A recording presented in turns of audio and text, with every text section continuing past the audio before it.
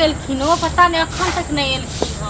आ मौसी के फोन आयल छले मौसी कहै छले आबै के लेल मौसी के ससुर के श्राद्ध अरे पानी मार दियो ना ओइ के बाद झाड़ू लगाओ अरे तइयो देखियो कते गर्दा उड़ै छियै सब पानी मार रह दियो हां बाहर के हम मार देबै रह दियो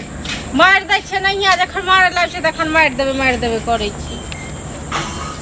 अरे एखन रह दियो चलू मार देबै कथी बनबनाइ छी अरे किछो न बनबनाइ छी ई कहै छन जे मौसी के फोन आयल छले हां त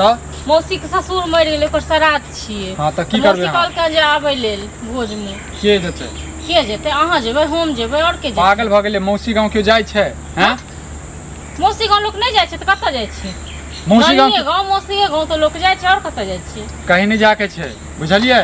जे मन में अबैया से कर लगै छी मौसी आ मासा कर लगै छी आइयो त पहिले हम एते मौसी गांव जाइ छलियै आब अहाँ मतलब मौसियो गांव जाय पर रोक लगबै छी हमरा हां त पहिले जाइ छलियै पहिले किछो करै छलियै ओइ सामान मतलब नहीं है बुझलियै आब अहाँ दोसर घर के छियै अब जे हमरा घर में रीति रिवाज चलते जे हम चाहबै से हेतै बुझलियै की रीति रिवाज यहाँ घर में हां त हमरा घर में जे छै मौसी गांव मासा गांव दोसर गांव नहीं जाइ छै बस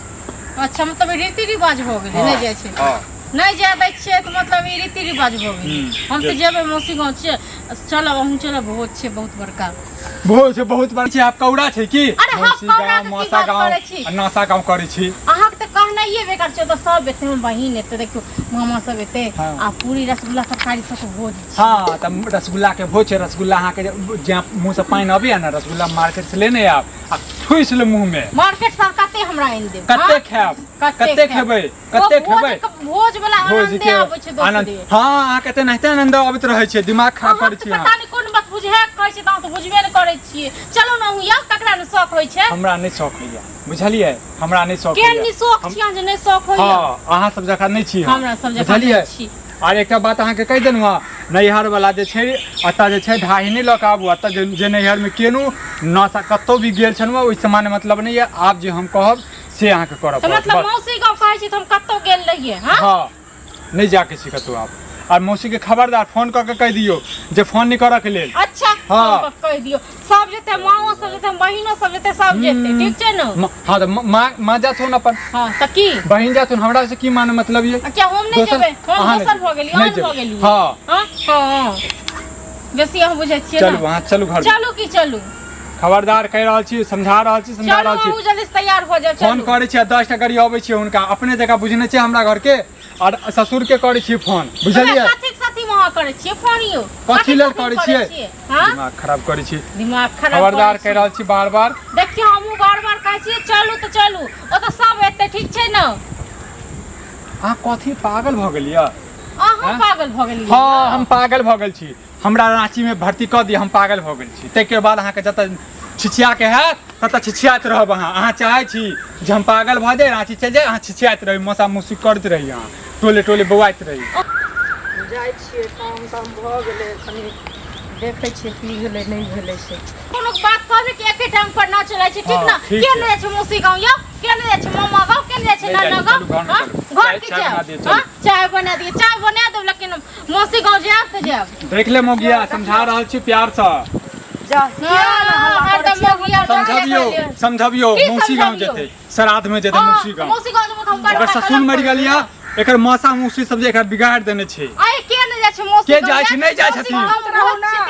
अरे शांत रहबै तब न बाप रे एना कतो भेलै समझबियो चाची अभी हम जाय छली गली दने त कहलिए कथि ला दुनु आदमी झगड़ा करे छी त कनी जाके पहले बुझ ले छी सुनु हम प्रेम से कहलिए चलू मौसी गांव मौसी के ससुर के श्राद्ध के बहुत बड़का मतलब भोज भ रहल छै इहा पर मौसी को फोन करे छियो मौसी के गाड़ी आबै छियो ससुर के नै जाय छै मौसी सुन हमर बात मौसी गाम लोक नहीं जाय है से पहले कहू मौसी गाम जेथिन त की भ जेतै बताओ चाची केना जेतै कथि ले जेतै जा अच्छा काम द्वार छोड़ देतै बताओ परसू से हमरा घर बनाबा के ये जान रखबै हम घर बनाबा के छै शौक छैये ने कोनो जेतै ओत माय बहिन एतै 10 दिन बौआ भोज नै न हेतै भोज त बड़ त 102 दिन भोज भ जेतै के रहै छै हरदम भोजे खाइत से पहले कहू मौसी गाम जेतै लोग त की भ जेतै मौसी गाम जा दियो एला केला झगड़ा हमरा घर में रीति रिवाज नै छै नै जाय छै हां बड़का रीति रिवाज छै हमरा गांव में घर में नै जाय छै अहाँ सब के जाय छी त अहाँ अपना बेटी पुतौ के जा दियो ककरा घर में नै जाय छै मौसी नै जाय छै अरे एना जे बजै छियै से पहले कहू जे की कहै छै मौसी गाम नै जेतै नानी गाम नै जेतै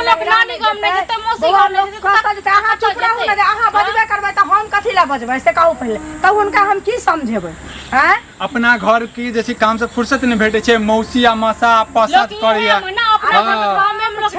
सुनू ना, देखू चाची छै कि ना काम में जेथे अपन चल लो ते सब दिन त अत्ता जे छै ना अत्ता फोरन नहीं डालू बुझलिए, अहाँ जनाते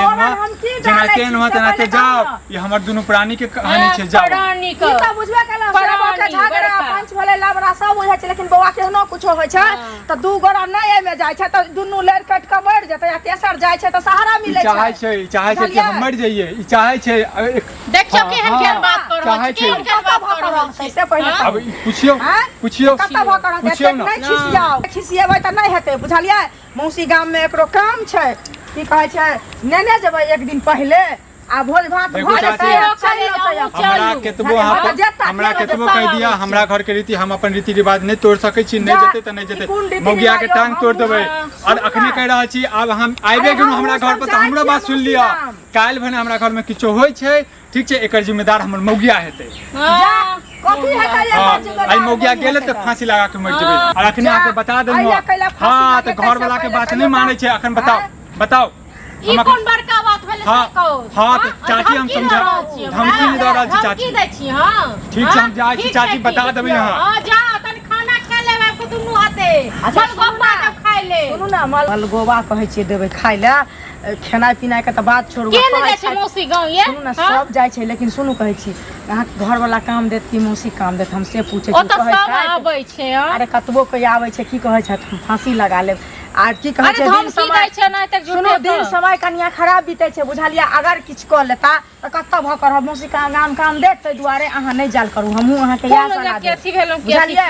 नहीं सुनो की कहै छै अहू नहीं जाल करू, अपन घर में रहू, हुनके की कहै छै मनायब, यदि कहता जे जायब तो जायब, नहीं कहता जायब तो अखन देखलिए हन फांसी लगा लेथिन, कते बड़का बात बजलखिन, जब जान से चल जेथिन तो मौसी गाम काम देता अहाँ के। अब अहाँ अपना दिल में सोचियो गौर से बुझलिए। लेकिन अही सब कहू ई सब कोनो बात भेलै? बात नहीं भेलै, लेकिन अब उ बड़का बात बुझै छथिन त जकर जेहन मर्द रहै छै उ तेहन काज करै छै से बुझै छी ने, ककरो लरम रहै छै, ककरो गरम रहै छै, ककरो औरते गरम रहै छै, तो उ त लरम भ के रहै छै कि नहीं रहै छै। त अहाँ अपन घर चिन्हू, अहाँ के अपने घर काम देत, अहाँ नहीं जाओ मौसी गाम बुझलिए। कोई जाय है ना तो ओकरा दिया कुछ पठा देबै, अपन जे भग नौता पिहानी हम कथि ले किछ पठा छोड़ दै छी, नहीं पठाब त नहीं कुछ हो जाय बुझलिए ना, आ नहीं जाल करब